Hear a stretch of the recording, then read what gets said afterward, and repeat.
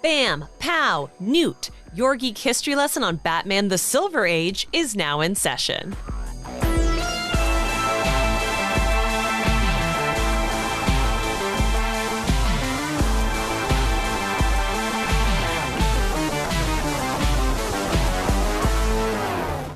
Hello and welcome to Geek History Lesson. I'm Ashley Victoria Robinson. And I'm Jason Pixie Boots Inman. Welcome to your Mind University, because this is Geek History Lesson. We like to call ourselves the Mind University because we like to take one character, one concept, or one construct and tell you everything you need to know about them in a little bit less than an hour, sometimes more than an hour. This one probably might be more than an hour. We don't know. Buckle in, every buckaroos. Let's find out. Today's subject is a long-running character, a character that some of you might know about. I don't know. He's pretty obscure. I know he hasn't had a lot of movies made about him. Certainly no TV shows. You know, people don't talk about this character enough, I think. And, you know, it would behoove... I think DC should publish a few more books starring this character. We're talking about Batman, of course. Or filter their entire marketing strategy around this character. I mean, no shade. No, and fun fact, Jason and I are recording this on Batman Day. Fun fact. No shade to DC Comics, but like, no. you might as well just rename your company Batman Comics. That's what you are. It is called, DC does stand for Detective Comics, so they're really not lying. And I say this as a person who loves DC Comics. Yes. And reads lots of DC Comics. Former employee of DC Comics, former in fact. But like, come on, you're Batman Comics. But, so this is the third installment? The second, excuse me.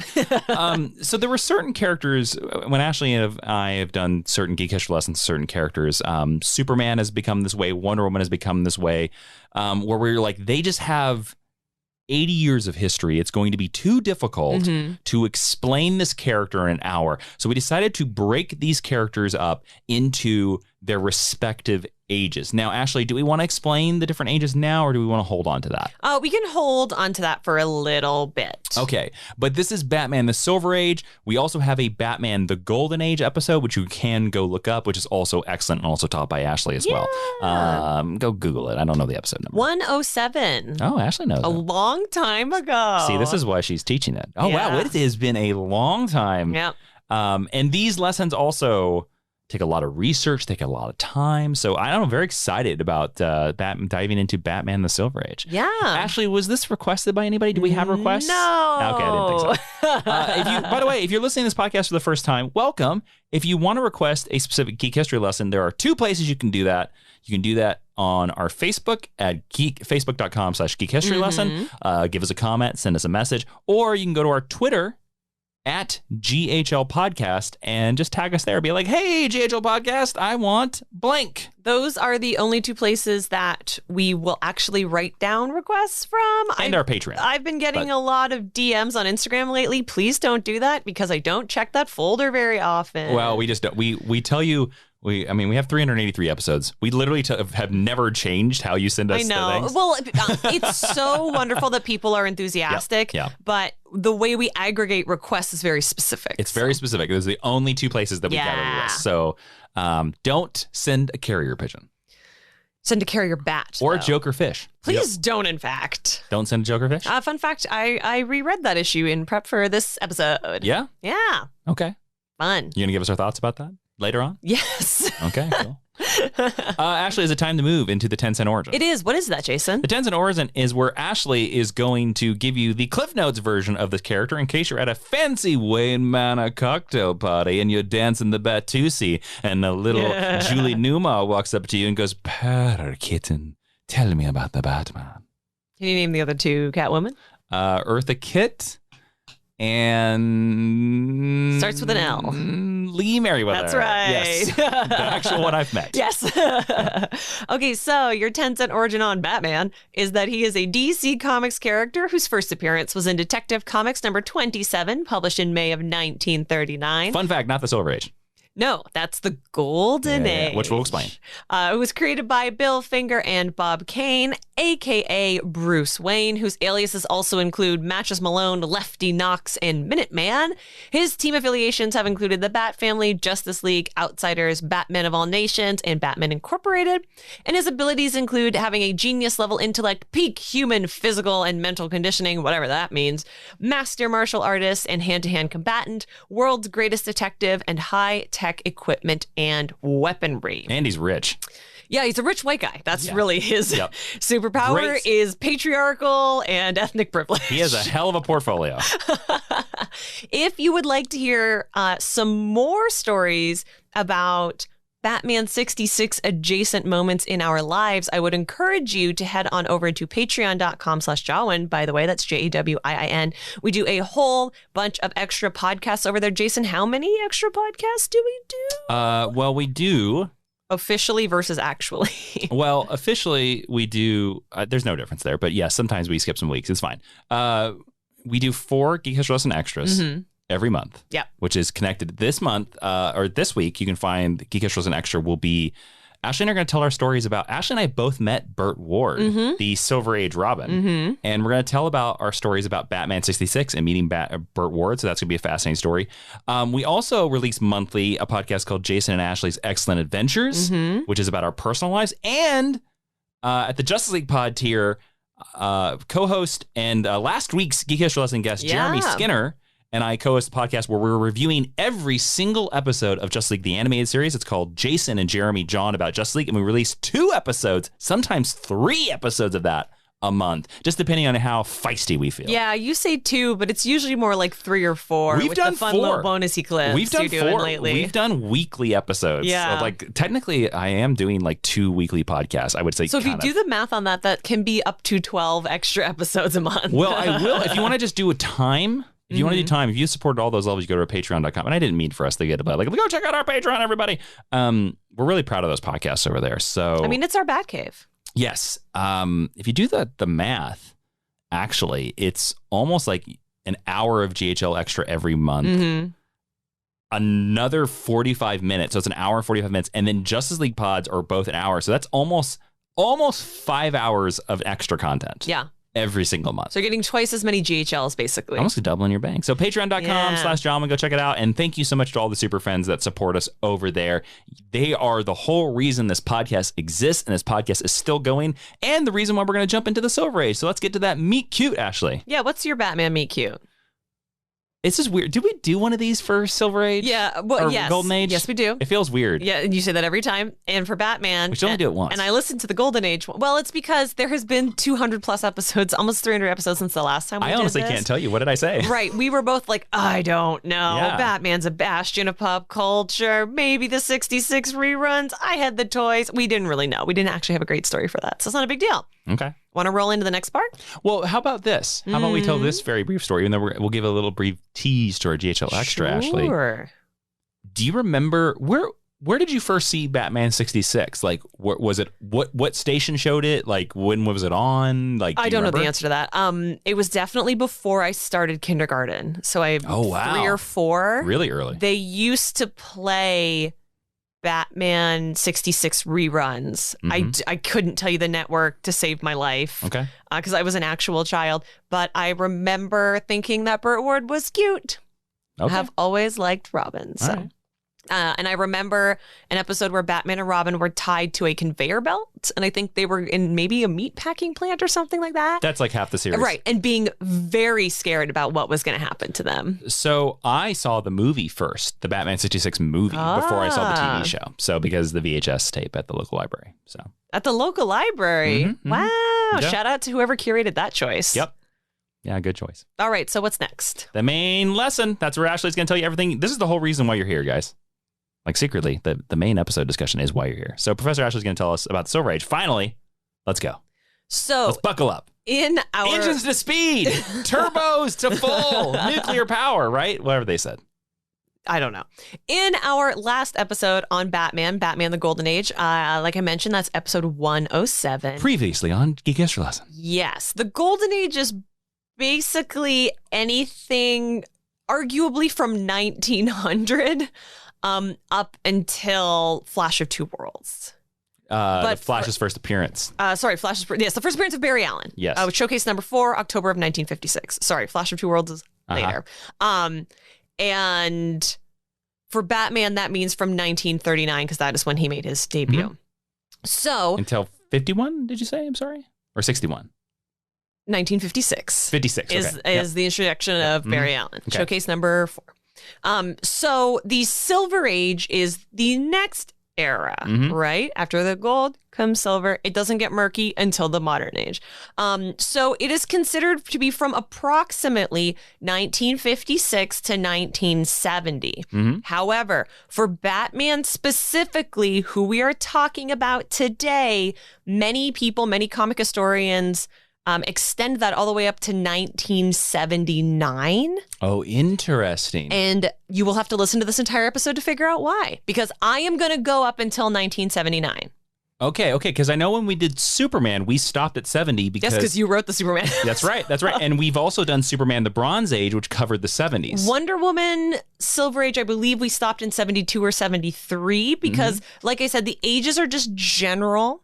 Yes, and there's no and they are character dates. specific, and your mileage may vary on it. I wrote this episode, so I made this choice. Ashley, can I ask you a real quick question before we jump into the lesson? So, and we're going to learn this in the lesson today's episode. Does Batman not experience a Bronze Age, basically? Will we go right to the modern age with Batman? So...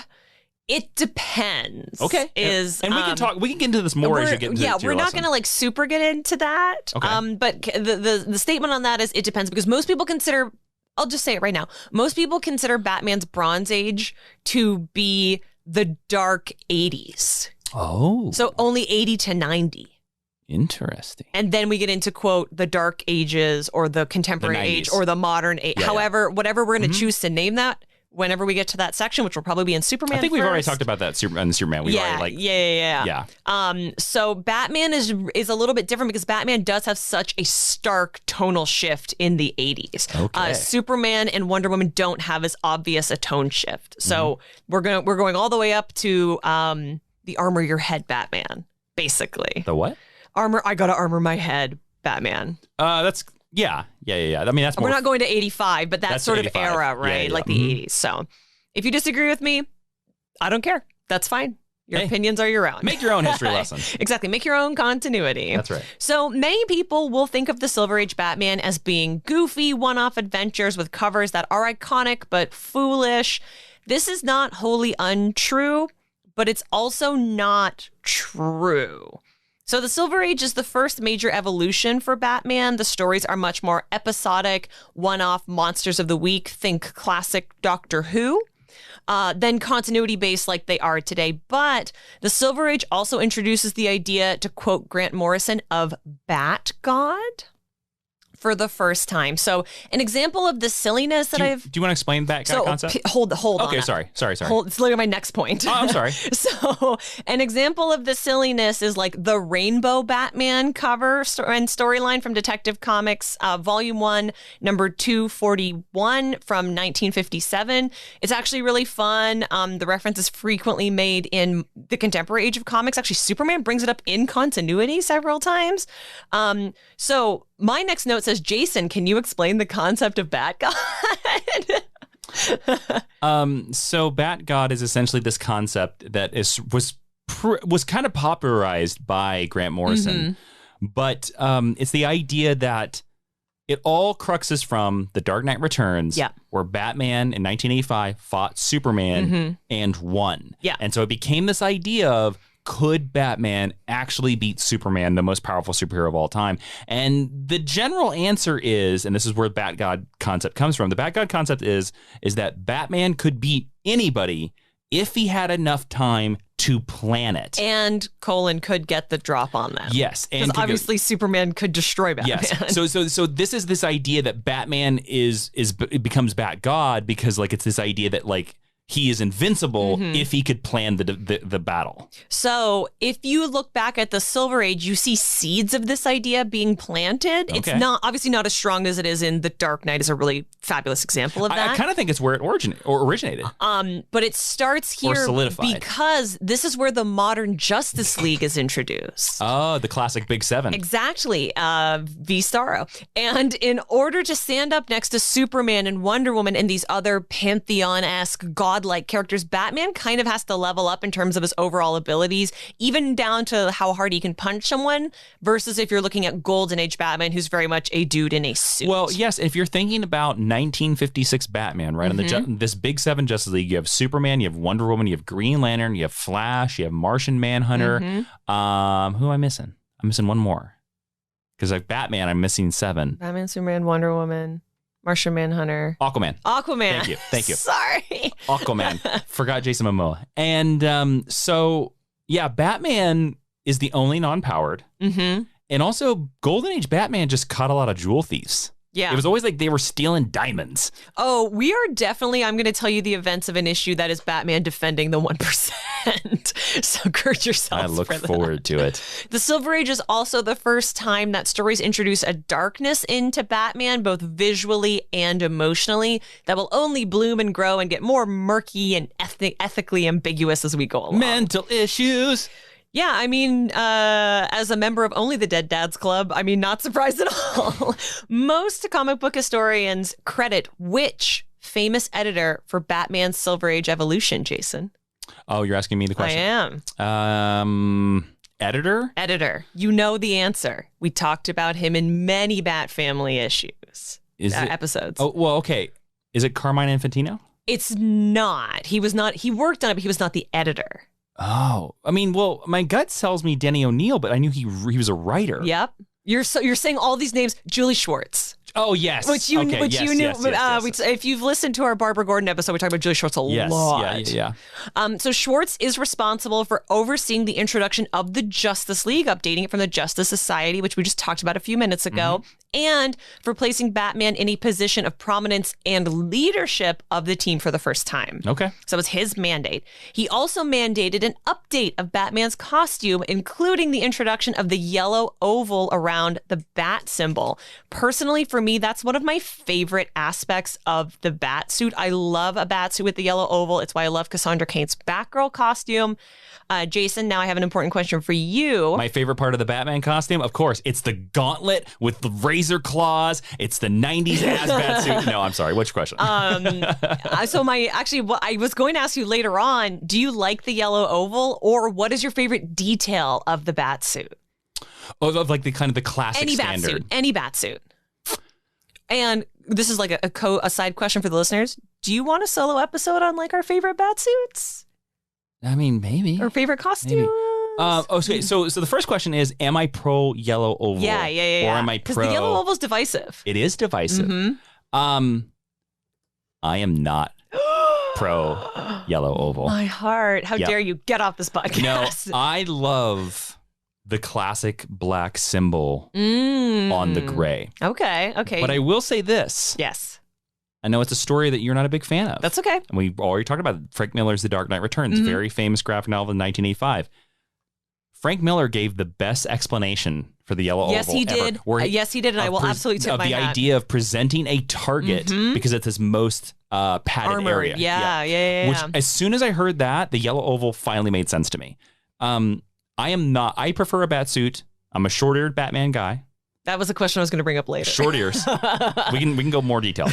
I'm short ears, no oval. But my favorite part of the bat suit, besides the scallops on his gloves, I do love the scallops. Yeah. I love his utility belt. Do you like it to be yellow? Of course. Yay! Yep. But I want big, bulky patches. You got to be able to put a lot of stuff in it. Oh, I want it to look like a rucksack. Yes. Do you remember a few years ago, it might have been DC Direct, sold a Batman utility belt, and it was huge. And it was for a man who probably weighed like 300 pounds. Like, it was for a chunky Batman. Oh, no, if you put all the stuff that he needed to put into that belt, God, it would weigh like what I weigh. One, it would pull your pants down. Yeah. But two, it would also, it would weigh like 300 pounds. Yeah. Okay, so Jason, here's my second question of can you name? Can you name the artist who was tapped by Julie Schwartz to handle the Batman costume updates? And I will say, you have already said his name. In this episode? You have. I did?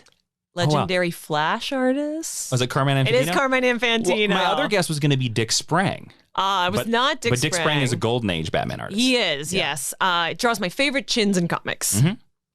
So, if you remember... I didn't know Carmine updated Batman. That's really cool. Carmine Infantino is all over this episode. Yes, oh my gosh. I went back and I read a lot of these and I looked at a lot of these iconic panels. Truly, like, just Carmine, I think, not even a great comic book artist, a great artist. Look, somebody might type this in and I might be completely wrong. I think Carmine Infantino is also responsible for the Barry Allen Flash costume, which is considerably one of the greatest costumes of all time. Well, you know, we did our Barry Allen episode a long time ago. So someone else can Google it. I'm going to Google it real quick, but I'm looking forward to all. I can hear the people typing. Screaming into their iPhones right now. Oh, God. All the YouTube comments coming right now. If you remember from our Batman the Golden Age episode, Batman's family expanded pretty quickly, and the Silver Age pretty much rolled all of this back and went back to the tried and trusted formula of Batman and Robin. Carmine Infantino designed the Flash costume. Heck yeah, good call. Retract those comments, you idiots. Yeah, say congratulations, Jasons, you nailed it. No, they won't say that. There's an issue in 1963 known as Robin Dies at Dawn, which fakes the death of Dick Grayson, and the cover is homaged when Jason Todd's Robin actually dies in Death in the Family. So pretty dark for the Silver Age. Not so fun fact, Alfred was actually killed off in 1964. I knew this. And replaced by Aunt Harriet. Fans of the Batman 66 TV show will remember her prominently from her live action appearances. Are you going to talk about... where she was played by Madge Blake. So. Are you going to talk any more about Alfred? I'm just not only to say that he was dead for like a decade, which to be fair is only one of the first of many times he died. So like, thanks Julie Schwartz for setting the bar on that. No, I was not going to talk anymore about Alfred. Did you want to bring something up? Well, there was a time where Alfred was secretly a villain in the Silver Age. I was not going to talk about that. As the outsider. And one of the times that happened, it was in between one of his deaths. Like so he died and then he came back. This outsider came back who suddenly like knew everything about Batman. And it was revealed like, oh, it's Alfred. Yes. And they literally introduced Aunt Harriet to be like no homo in Batman. Yes, they did. But they retconned that Alfredness. The Alfred death so many times. Oh, yeah. I mean, Alfred's died a billion times. So, like, don't be that sad. And at the time of this recording, Alfred is currently dead in modern continuity. Right? Yes. Again. Yes. Again. Yeah, just at times. I did have that now. He'll come back too. I do think killing Alfred is, like, maybe the most brutal thing you can do in the Bat family. It's rough. I'm not a fan of it as a trope. I'm not saying it's never been done well. I'm just saying it won't be done well in the future because it will happen again. It's just not my preferred trope. It's not my preferred trope because they've never committed to it. Mm-hmm. To me, if you're going to kill Alfred, it has to be like Gwen Stacy. He has to stay dead for like 20 years. Yeah, or longer. To have an impact. Yeah, yeah. Otherwise, it's meaningless. Or it has to be like Barry Allen's original death. Yes. Like it has to to save the world. It has to save the multiverse. It has to galvanize Batman to move on or to do something different. And then inspire the best Flash of all time. Yep. So together, Bruce and Dick went on a decade or so's worth of sci-fi gimmicky adventures. Yeah. And their dynamic did expand to include a third when the World's Finest title took off during the Silver Age. Jason, what is World's Finest? Who was in it? Well, of course, everybody's favorite hero, Plastic Man. That's true. That's not a lie. Teamed up with Batman and Robin, and they went on many beach adventures where they had to hang 10 across the greatest surf waves of Hawaii. Plastic Man is actually in a lot of the, oh my gosh, what are those called? The little short stories at the end of a comic book. There's backups? Yes, thank you. I didn't know if you had a specific time. Yes, he was in a lot of the backups. The World's Finest is, of course, the title of the first Superman-Batman team-up book. Woo, yes. Which also is a great title. Would be a great title for a movie. I can't believe, or a TV show. Yep. Can't believe it hasn't happened That's yet. what they called the, in the 90s when they had the Batman anime series and Superman anime series crossover, they titled it World's Finest. I believe it's also the title of the first Flash and Supergirl crossover episode. I think so. In preparation for this episode, I read a whole bunch of World's Finest. There's some good issues in there, and there's also some clunky bad ones. There are some good ones. Most of them follow the same formula. Of course. Which, to be fair, it's the same thing happens in modern comics. So it's not a dig on the Silver Age. This is just what we're talking about right now. Oh, yeah. Repeat patterns. That's what we just talked about, like how many times tropes are. how many times Alfred has been killed and brought back and killed and brought back. Yeah. So I thought, I would pick a shining example of what a classic World's Finest story is, and I would break it down for you. Spoiler alert, most of them deal with Batman and Superman being mad at each other and Robin having to make his dad stop fighting. So I am going to recount for you the events of World's Finest Comics number 95. And I'll share the picture on social media. Quite a ways into the run of World's title. Finest. Yeah, I think I picked this one because it is extra silly, but the beats are the same. Okay. So we are going to talk a little bit more about the darkness of the Silver Age, but we got to do some of the levity. But this is a prime example of Batman and the Silver Age. Yeah. Okay. So Batman and Robin are hanging out when they discover that Batman suddenly, out of nowhere, has the same powers as Superman. Welcome, Intern Brego. Intern Brego just came up to the mic. He did. While trying to save some Gothamites from a burning building, Superman shows up, insults Batman to his face, so Batman refuses his help and says, "No, Superman, I don't need you." Batman uses his newfound super strength to pick up a bunch of metal and form a giant rotary saw blade and cut 2 buildings apart so only one of them will burn and not the other one, which happens to be a bank, the 1%. Batman and Superman say more nasty things to each other. Then Batman and Superman compete to see who can save more people all around the world until they finally decide that they're going to fight each other and prove who is more super. Suddenly, Robin gets beamed up out of a cornfield to an alien planet where he discovers 2 aliens have made a bet about whether or not they think Batman, with the same powers as Superman, is a better superhero or not. They threaten to wipe Robin's memory of their confession, but their supervisor shows up, so they panic and send Robin back to Earth with all of his memories intact. Knowing that their ray-addled brains won't let them believe what he's discovered, Robin tricks Batman and Superman into working together. They overcome their hypnotism and shake hands, proving that they're friends again. The aliens both lose their bets. Their supervisor turns up the rays, so Batman and Superman will never fight again. Jason, thoughts?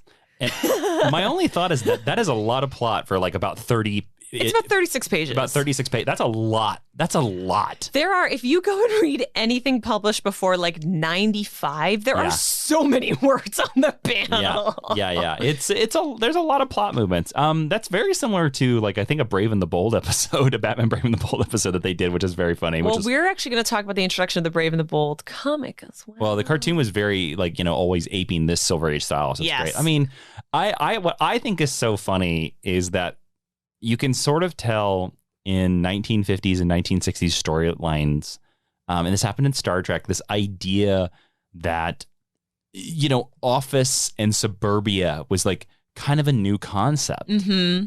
And this idea that alien civilizations would have supervisors, like a supervisor would be like, Gleep, what are you doing with the humans, Gleep? Like, this is literally... Why are you giving them powers? I told you to convert those power converters. This is literally like 2 dudes in an office building watching 2 roaches climb the wall and being like, I bet you $1 this one will go first. Yeah. And then their boss comes along and is like, Jenkins, you need to be working. No, Gleep Jenkins. Yeah, exactly. My name is Gleep Jenkins. And while I'm not providing for my wife, I bet on roaches climbing up the side of the wall. He's the energy vampire of the office. You just know it. I'm the best insurance salesman this side of the Alpha Quadrant. Sector 28125. They are fully clothed aliens, though. They're not just like little green men or grays. Do you need cosmic radiation insurance? Gleep Johnson is here for you. Gleep Jenkins is here for your services. I bet Tex would love to franchise with Gleep Jenkins? Yeah, Gleep Jenkins. I'll add him to the list. Great. Super. Look forward to his appearance. I don't think that's a bad storyline. And I think it's interesting how much this is something a lot of people forget about, that how much Robin is prominent in the World's Finest title. Robin is very... He's the third cast member. You think of World's Finest as being the Batman and Superman show, but it really is an adventure. It is a story of all 3 of them. And then Supergirl does get roped in a little bit later on, or Jimmy will get roped in a little later on. There's a classic cover where Batman and Superman are forcing Robin and Jimmy to dig their own graves, which is like a very dark concept for the Silver Age, but it's a very silly issue. So, okay, so we talked a little bit about World's Finest. Let's go back to like the Batman and Detective Comics title. In the Silver Age, Batman's Rogue Gallery gets a big update. Blockbuster is introduced in the Silver Age, although he does not become super prominent until the 90s, where he gets adopted as a Nightwing villain. Other villains introduced in the Silver Age include Man-Bat, Poison Ivy, Roz, and Talia al Ghul. Damian Wayne is technically conceived during this time. Not actually. Not technically. Depends on your. It depends on your relationship to the continuity. Yeah, I mean the storyline that he is supposedly the night that it happened. Yeah, doesn't happen until the late 80s. Yes, that's true. So, but if you slam all of Batman's continuity down into one timeline, which we've done, yes. We've done an episode of Batman's chronological timeline. Damian would have to have been born somewhere in this time period. Yes, and then whisked away for a long, long time. Yes, and he didn't see Daddy for about a decade. Yes. Other Golden Age villains get updates during this time, including Two-Face, who returns to life after a 15-year-long stint in limbo. Yeah. Which is the DC writers. I was not familiar with until I did my research for this episode. The DC writers, the Silver Age is what created the modern Two-Face that we all know. The Two-Face that we saw in Dark Knight. The Two-Face that is my favorite Batman villain. Yes, he is. It comes from this time period because the old Golden Age Two-Face was so unpopular that the Batman editors were like, don't ever let any Batman writer put this character in a book. Yeah, and then Julie Schwartz was like, I do what I want. Well, and that's the thing, Julie Schwartz, because he also did this when he was in editing the Superman books as well. He was very much like, let's look back at some of the characters and stuff that we hadn't done in a while. That's the same thing. No, he was such a modern thinker. Yeah, he also was the reason why they rehabilitated the Ultra Humanite, who was basically Lex Luthor 1.0. Yes, yeah. The Silver Age also marks the beginning of Joker's more homicidal turn. He's becoming more of a bastion of toxic behavior, kind of like as we know him today. So I think it's so interesting, Jason, that you brought up the Jokerfish, the Laughing Fish cover at the beginning, because for me, when I think of classic Batman Silver Age covers, I'm closing my eyes and thinking about it right now, I think of Rainbow Batman and the Laughing Fish. You think of a little happy little tree and a nice little stream going by, and then with some fish in it, polluting the Gotham. Most of the plot of that issue is him polluting the Gotham River. Nice bat signal up in the sky, shining over, a couple little buildings, maybe a mugging happening in the alleyway. It's your own Gotham City. You can create, do whatever you want. Bob Ross was a Superman fan and not a Batman fan. I actually think Bob Ross probably thought comics were silly. I bet you Bob Ross only liked Archie comics. You know what? Archie comics are great. Comics are great. But I bet you he was like, I don't want to read about no murders and stuff. That's fair. I want to read about these kids kissing and having ice cream shakes. Exactly. And making happy little paintings. But so the Laughing Fish cover was published in 1978.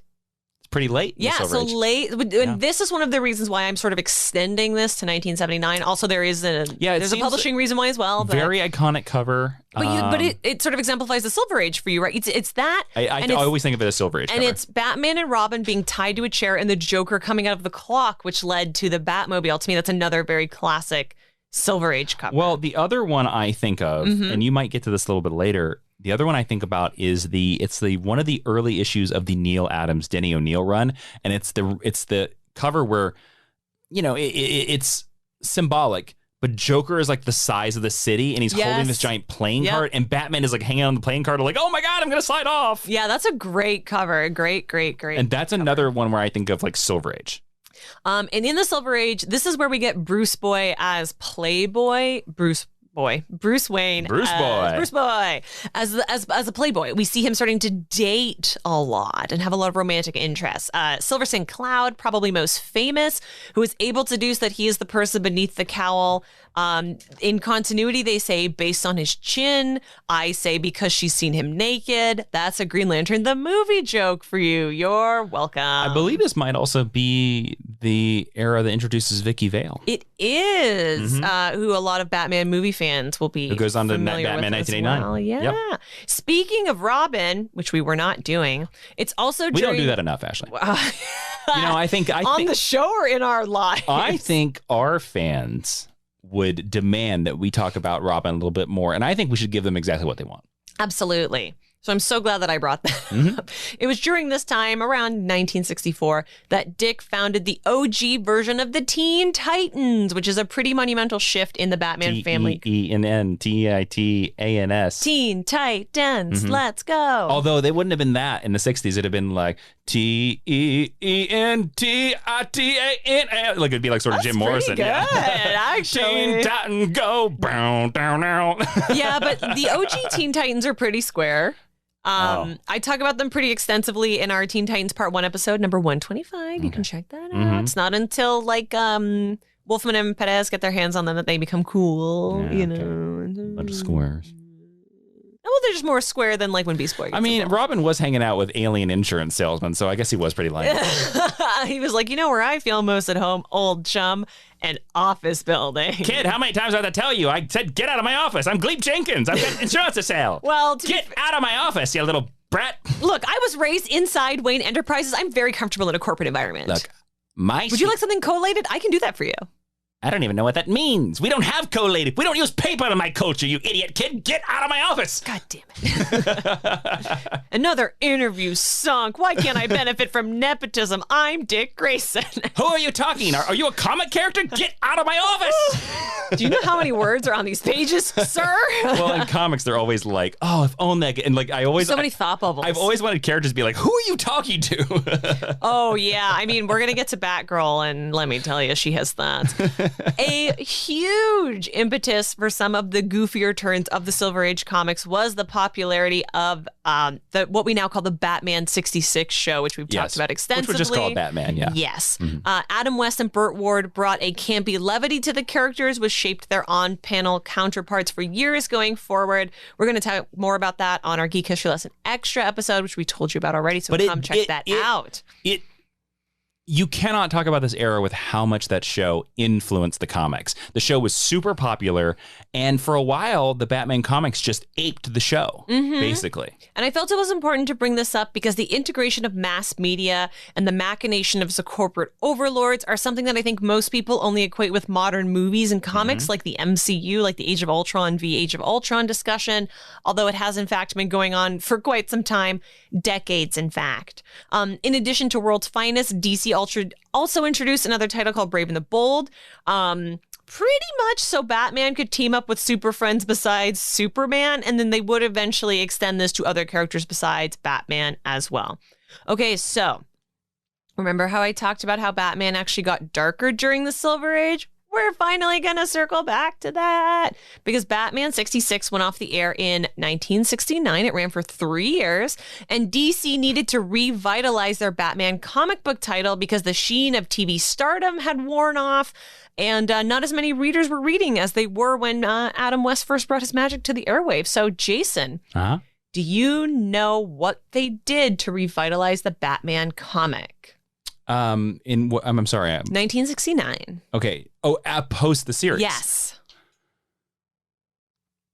I mean, is this when Denny O'Neil and Neil Adams come on? Yes, they brought on young buck artist Neil Adams. Okay. Bonus question. I wasn't certain if it was that early, but yeah, cool. Do you know either which title Neil Adams was drawing before Batman, or do you know what was the first title where he drew Batman?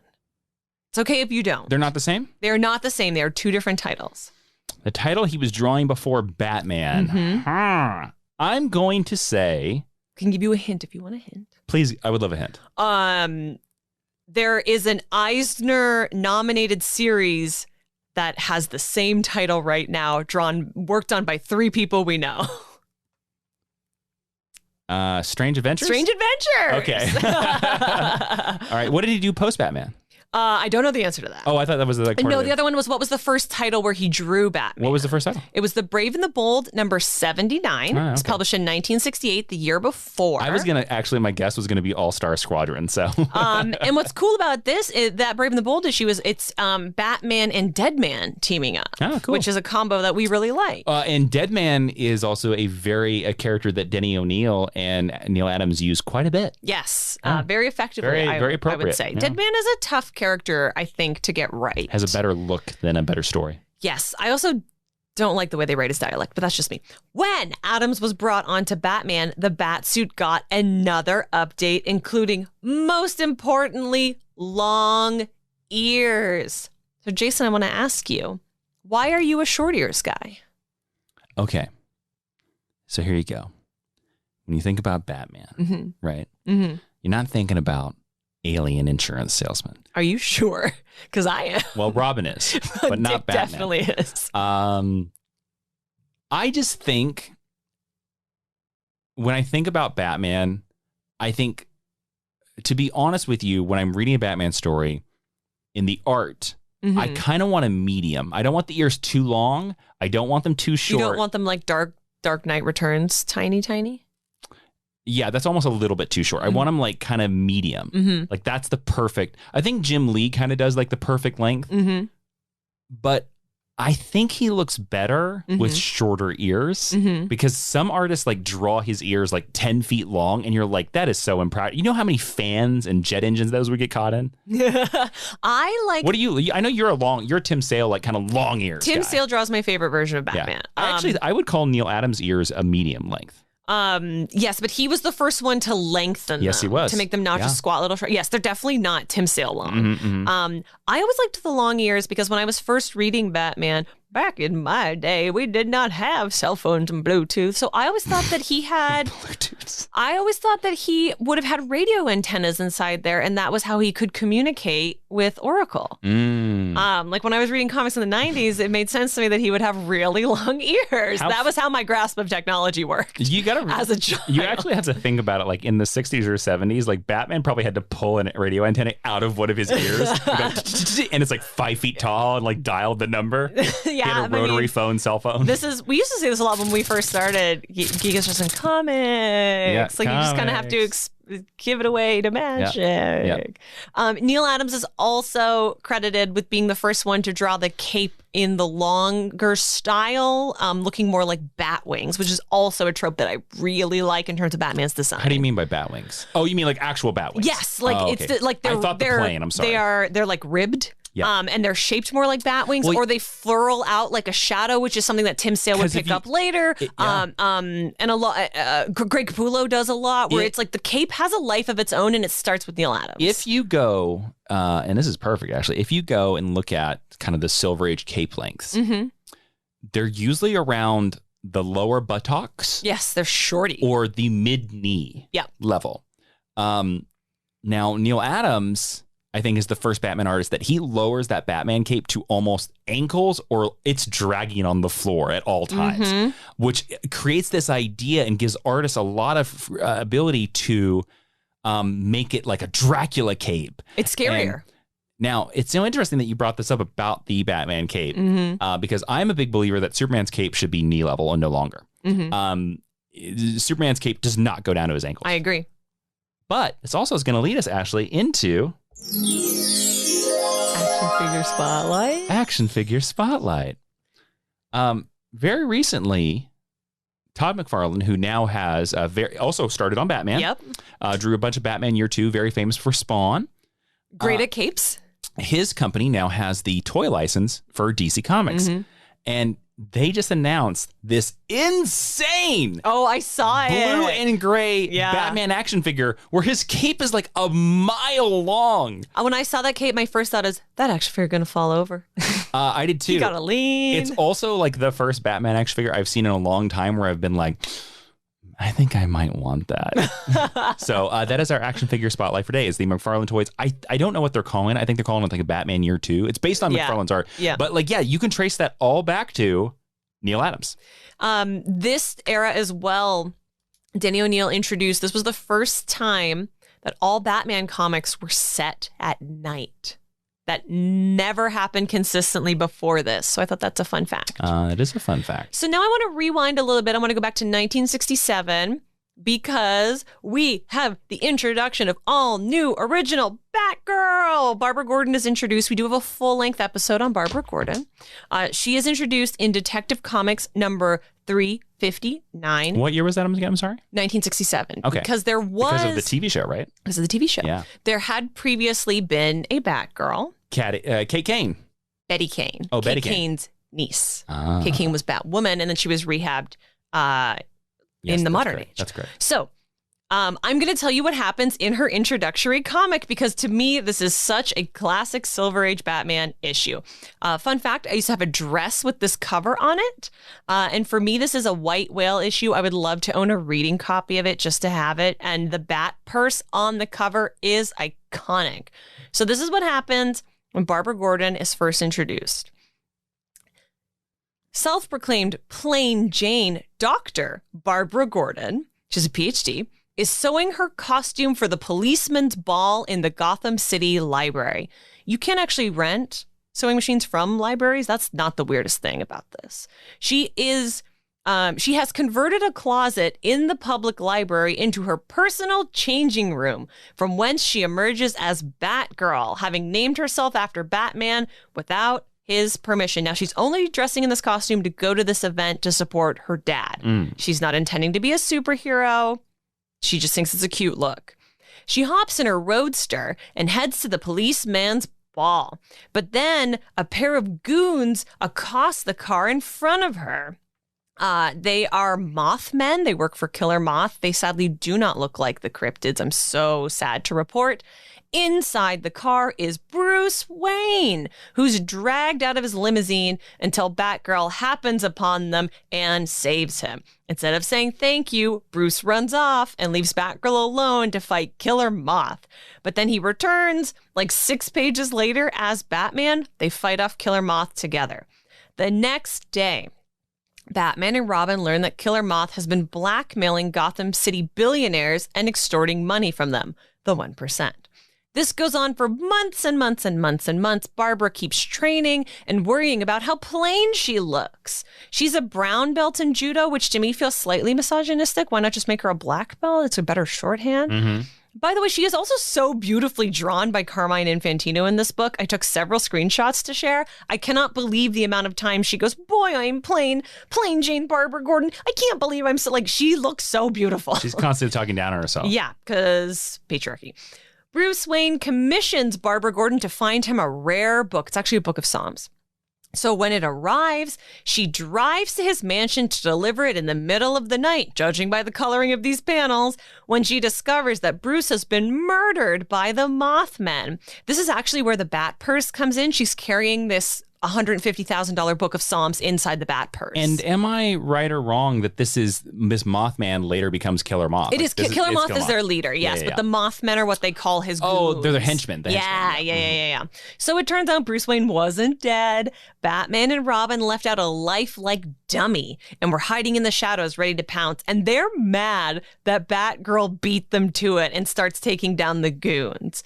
When Batgirl learns that she's ruined their plan to get back all these billionaires' money, she bursts into tears, and they leave her back at Wayne Manor to chase the bad guys because, and I quote, "We can't worry ourselves about a girl." Unwilling to be put in a corner, Batgirl steals a bat cycle and follows them to the Moth Mansion, that is what it is called, where Batman and Robin get stuck in a gravity-free room floating toward the ceiling like they're in Mary Poppins. But Batgirl's a smarty. She's a doctor with a PhD. So she puts a magnet in her boots, and she's able to free the dynamic duo from the room through the power of a magnet that might be the size of a quarter. They fight the Mothmen. Robin is apparently a Key and Peele fan because he says the word "tooken" on panel. Batgirl is able to find Killer Moth hiding in a control room because he still smells like the perfume she was wearing earlier, and Batman punches him right in the head. Batgirl later meets... Yeah, truly, that's what happens. Okay. Batgirl later meets Commissioner Gordon and is introduced as part of the Bat family. And when James and Babs are at home that night, he says, quote, "That Batgirl sure is tops in my books. Too bad you couldn't be a bit more like her, Babs." Which I think confirms our headcanon that he knows it's Batgirl all along. Of course. And that's Batgirl's first appearance. Yay. Yeah, it's both sillier and better than I thought it was going to be. One, I just think of Batman and be like, how dare that girl screw up. I spent so much money on that lifelike dummy, and then I wanted to I wanted to get my aggression out of those guys. I'm sad to tell you it's more Robin than Batman. Robin's a real dick to her in this issue. Literally. Pun absolutely intended. How dare that girl punch up those bad guys that we want to hit, Batman. Very that. Unwanted teenage male aggression. So they welcome Batgirl into the family, and then in 1969, 2 years later, Batman faces his biggest challenge. Jason, do you know what it is?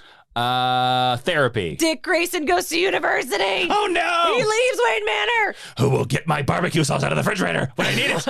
I can't remember if Alfred's alive at this time, so who knows? Yeah, who knows? Bonus question: do you know what the name of the university is that he goes to? It's the name of a very famous river and a very famous trading company and a bay. Hudson University. Yep. And because sadness, I guess Alfred is alive. Bruce and Alfred board up Wayne Manor and they move into a high rise in Gotham. Oh yeah. In a move that Christopher Nolan would later steal in his Dark Knight trilogy. Oh no, this is a period that later Batman writer Grant Morrison would call the James Bond period, where he was the happening bachelor out of Wayne Tower. Yes. Yeah. I know. Put the plywood on the windows, Alfred. We can't live here anymore. No, it's fair. He's like, oh no, my son moved like upstate. I am crushed. He's literally like an hour away.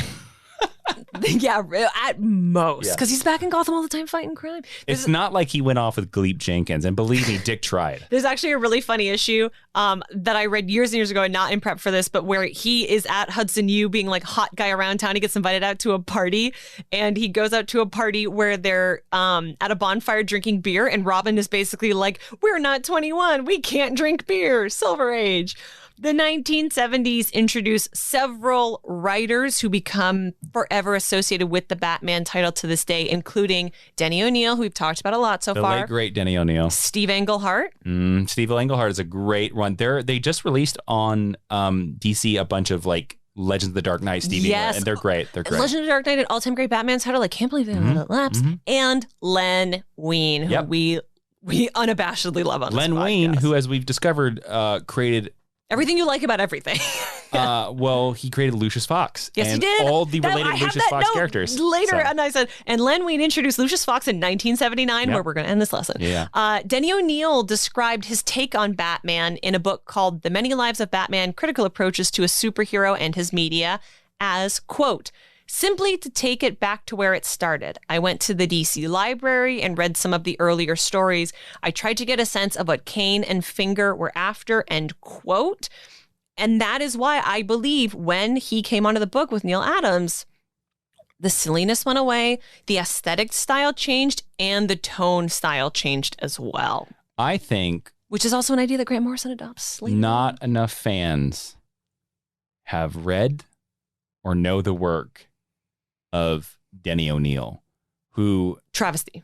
Besides Len Wein, there is a strong argument to be made for Denny O'Neil as one of the greatest comic book writers of all time. Oh, for sure. And he just passed away like last year, I believe. And the stuff he did to Batman is stuff that we take for granted now. And he created it. And you would read a lot of those adventures now, and you would probably, most modern readers would probably be like, they're kind of goofy and lame, but that doesn't make them not great. But when you go from something like Barbara Gordon's introduction or Rainbow Batman or World's, it feels, trust me, Gleep Jenkins. I read a ton of it. Yeah. When Denny O'Neil, it feels so modern by comparison. It feels elevated. So modern and contemporary. And it is still dated. It's a piece of when it was created. A brief advanced recommended reading question here. There is a book, and it's probably out of print, but I have a copy of it. It's called The DC Comics Style of Writing. It's written by Denny O'Neil. Ooh, I would love to add that to our recommended And he talks a lot about how he revamped Batman and his methods in that book. Well, there you go. That's great. Great recommend. We will definitely include that. Okay, we're almost done, I promise. I have another quote from Les Daniels, who is a Random House published critic and writer, and it's because of his work with them that he's now a lauded comic book historian. He describes O'Neill's take on Batman as, quote, a vengeful, obsessive compulsive, which he modestly describes as a return to the roots, was actually an act of creative imagination that has influenced every subsequent version of the Dark Knight, end quote. That is correct. And I think that echoes what you were saying. And you mentioned it earlier, but we should be very clear. Denny O'Neil is the one who created Ra's al Ghul. Yes. Yeah. Yes. We have a Russell Gould episode. Yes, we do. So people can go check that out. Joining Neil Adams on the artist side during this new era is Dick Giordano, Walt Simonson, and Marshall Rogers. If you don't recognize any of those names, just Google them, Batman, and you will see all of these iconic images that have been homaged, used for film, and printed on t-shirts for our entire lifetime. I'm going to put this post on at GHL Podcast on Twitter because I want everyone else to weigh in on this. But Jason, I want to ask your opinion. If we're putting and I mean this with all due respect, and we're only talking about this because it's a podcast and it's fun to have opinions, who do you give more credit to for introducing the modern Batman, Denny O'Neil or Neil Adams? Are we going writer or are we going artist on this? The correct answer is it's a 50-50.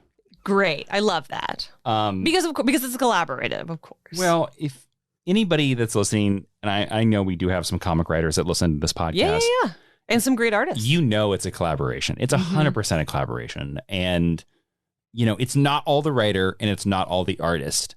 I'm going to slightly edge it to Denny O'Neil simply for the fact that Denny O'Neil, post his Batman writing career, became the Batman group editor. Yes, he did. For about I think 20 years. If not 20, then close, certainly. Yeah, so just because of that fact, I'm going to give Denny the edge. But just because he worked on Batman longer. But it's still I still think it's 50-50. Look, it's just a fun discussion to have. I mean, you can't. That's all. You can't talk about modern comic books without talking about Neil Adams. It's impossible. Without the Neil and the O'Neil. Yes, without the Neil and the O'Neil. Yeah. But have no fear, camp fans. The lightheartedness of the Silver Age was not gone. While comic book stories did take more gothic twists in Batman and tropes got a lot darker as we entered the 1970s, Super Friends the cartoon did debut in 1973, and it did cement those versions of the Justice League and of Batman in the hearts and minds of consumers to this day. And I will finally reveal to you in my last point, we're going to close this episode by letting you know that Julie Schwartz, who kicked off all the madness of the Silver Age, ended his tenures as Batman's editor in 1979. So that is where we are going to end our Batman the Silver Age lesson today. Woo! That was a long and winding journey. One of the most fun parts of doing this episode for me was looking into Robin and Batgirl because I love young characters and I love their coming of age stories. And I just want to say that if people are interested in checking out those issues or checking out something similar, Jason and I also have a redheaded superhero named Jupiter Jet, and you can get her stories and see how they stack up next to Barbara Gordon's origin story if you go and check out our bookstore. Right, Jason? Yes, it's over at jasonninman.com/store. We want to just put it out there into the world. Don't buy that book on Comixology or Amazon. Buy it directly from us because you get it signed and we throw in swag. And it's very... And Brago hairs. And it's very similar to the tone of these Batman stories. It actually is. We were very influenced by Silver Age stories. All right, so let's go to the next section of the podcast. What is that? I just put in a sound effect that Ashley can't hear. That is the recommended reading, where if you are looking for some suggestions on what to read about Batman in the Silver Age, Ashley's going to give you some great choices here. We've already given you a couple in the podcast. But if you want a full list of everything we've ever recommended for all 383 episodes of GHL, you can find that full list at geekextralesson.com/recommended reading. We have a list for every single episode. So Ashley, what's the recommended reading for Batman the Silver Age? So in addition to everything already mentioned, we are also going to include Batman: The Silver Age Omnibus Volume 1 with a little asterisk. This is a pre-order for 2022. So it will not come out till next year. But as somebody who did not have access to this omnibus and had to find these issues individually, it's so much harder. I would recommend checking it out. DC does a really good job with their omnibuy. Is it this is the Batman Silver Age omnibus? Yes, but it's coming out next year. So it's a pre-order right now. But one you can get right now, which I referenced a lot in my research, was World's Finest Omnibus Volume 1, Batman, Robin, Superman, Avengers. They are fun fun. This would be a great coffee table book. This is also, I think, a great book for all ages of readers. Cool. I am also going to tack on Batman, a celebration of 75 years, and Detective Comics, a celebration of 80 years, because they do an excellent job curating specific issues that highlight each era. And I got some of my most useful reading on specific issues from both of these collections. So that is your recommended reading. Cool. All right. Now we're going to, are we doing the teaching tweet, Ashley? Yes, we are. We are doing the teaching tweet. This is a section of the podcast that I've tried to get rid of several times. For like 6 years. But listeners like Gleep Jenkins keep bringing it back. So Ashley is going to sum up the entire lesson in the size that can only be contained of a tweet. You can see this tweet at GHL Podcast over on Twitter. Ashley, take it away. Batman the Silver Age. Rainbows and Batgirls and long ears. Oh my. And by the way, if you go check that out, you can see our very important Boise Watch update from our Shang-Chi episode. Say what now? Yeah, remember when we asked for people from Boise? Yeah, but how are we sharing this? One of our sweet listeners sent a picture of him at Boise State U, and we tweeted it. We did? So we have an update on Boise Watch. Oh, yeah. We did put a shout out to our Boise, Idaho listeners. I'm going to, you know what? Since we're here, we'll see who's listening. By the way, that was a really long tweet. Thank you. That was all in the tweet? All of that was in the tweet. All right, cool. I'm going to throw out another update here. Oh, boy. Hold on. We're going to see if we have any listeners in Dayton, Ohio. Okay. Wait. Did I Boise? Is it Boise, Idaho, Dayton, Ohio? Different cities, different states. Thank you. Sorry. I thought. Sorry. My brain. I'm sorry. I'm a little tired right now. Dayton, Ohio. Do we have anybody listening in Dayton, Ohio? If so, take a picture. We gotta send that Boise guy something. Yeah. No. I haven't done that. I'm on it. Okay. I hope you are. It's literally going out today. So Dayton, Ohio. If you're out there, up, baby. You're up. We'll send you something. First one who emails, geekhistorylesson@gmail.com. We're going to send you something Batman related. We got something Batman Okay, related. great. Something Batman. Great. Dayton Watch. 2021. Dayton Watch 2021. I'm going to make a note about that. Ashley, what's next? Next is our honor roll, and we have an international honor roll today, baby. I want to give a special shout out to Chris Cook of One Cross Radio. That is his podcast. Sorry, Ashley, I got to pause the podcast right now. Yeah. I was literally, we do in GHL, and by the way, yes, I know I interrupted Ashley. Chill, okay? This is a special moment, and we're all going to share it together. Ashley, everyone, we have a little notebook that I keep notes in. That's how we keep notes of like, social stuff, whatever. I picked up this notebook. And you will not believe what just fell out of this notebook. Literally just like, I'm holding it in my hands right now. Okay, what fell out? This is what the winner of Dayton Watch is going to get. Oh, boy. It is a Batman. Oh my God, decal! A Batman decal bumper sticker literally fell out of the notebook. How long has that been in there? A decade. I don't know. I mean, probably no. So if we have a date in Ohio, that's what you're getting. That's magic. I literally picked up the book to write in it, and it fell out. I'm not making any of this up. I'm trying so hard not to swear right now because that's so cool. I am not making this up. So that's what you're getting. You're getting this old Batman decal, which I think could be a bumper sticker. It's pretty cool. It's the oval. It's the yellow. It's definitely designed to go on a car or somewhere outside. Okay, so let's go back to the honor roll where we read everybody. If you want to leave us a 5-star review on Apple Podcasts, we will read your review on the air, and you get to join the GHL honor roll. Ashley. Yes. Who's joining the honor roll this week? I know you started. That's okay. Asterisk, if you are international, we can't access your Apple Podcast. Email it to geekhistorylesson@gmail.com. Yeah. Chris Cook, who runs One Cross Radio. It's a podcast. He said we did not have to read his review, and he said we did not have to shout out the podcast. So I said I am doing both. I have listened to his podcast. It's really good. I recommend the Shin Godzilla episode personally. This review comes from Canada. So, of course, we had Canada. What's the second line of that song? Glebe Jenkins thinks of thee. Our home and native land.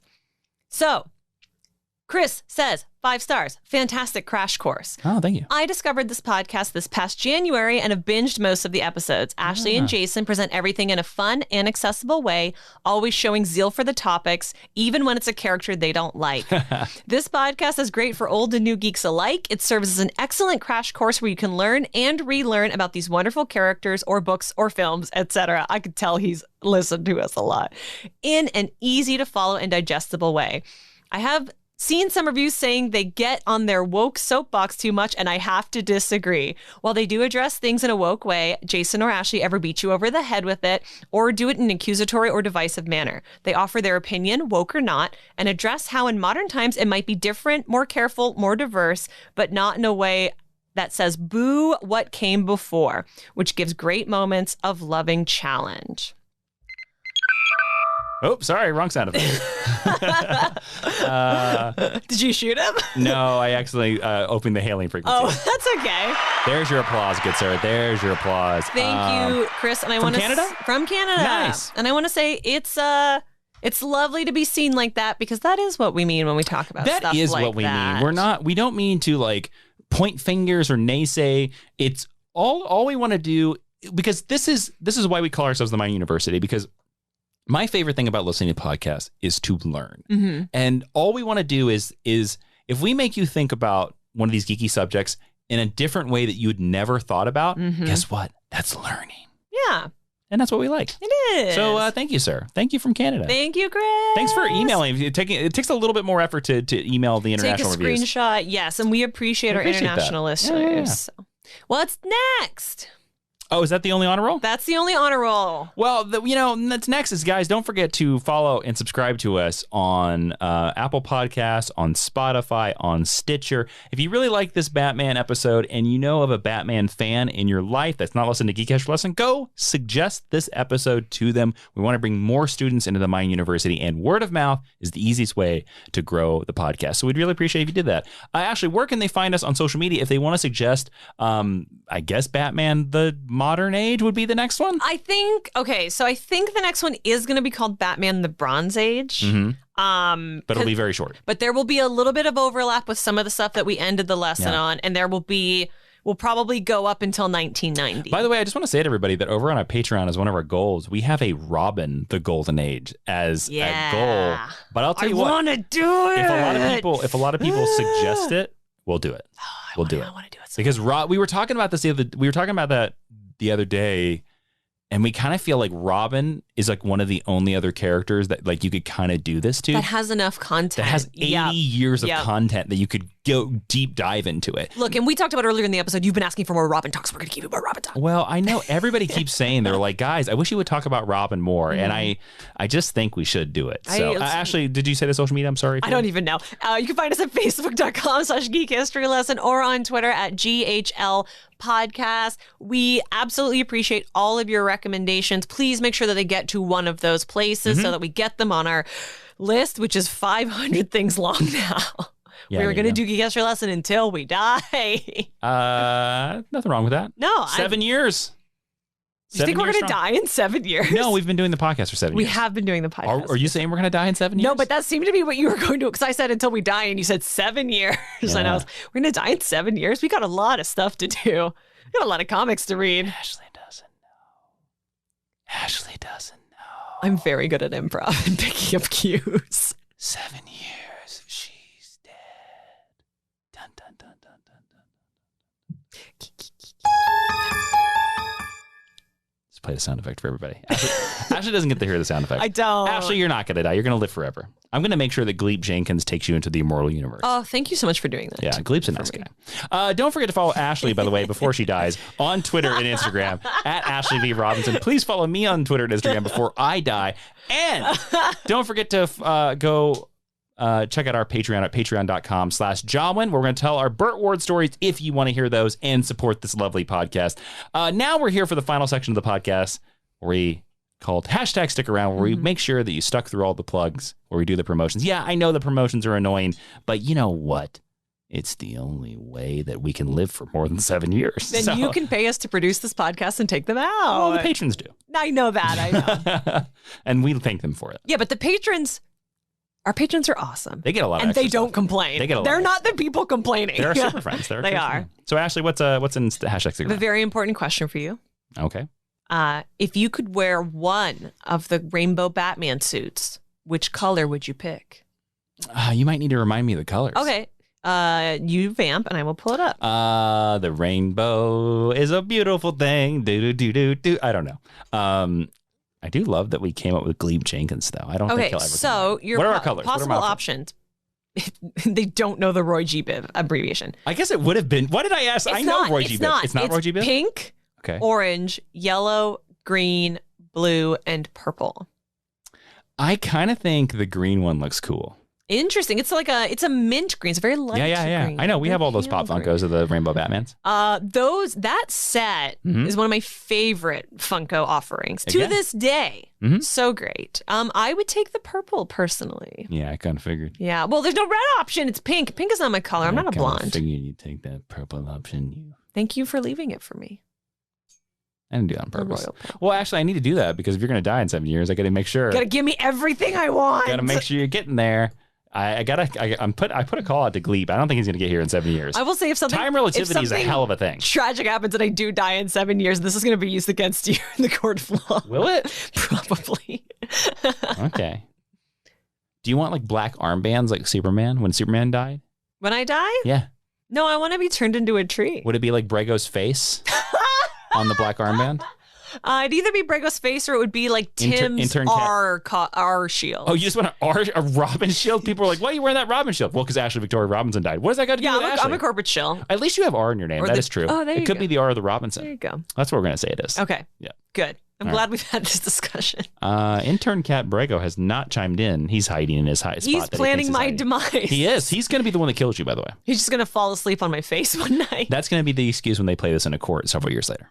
The cat did it? Yeah, Intern Cat Brego did it. He told me. Well, he should be alive in 7 years, so. Let's hope. You better be.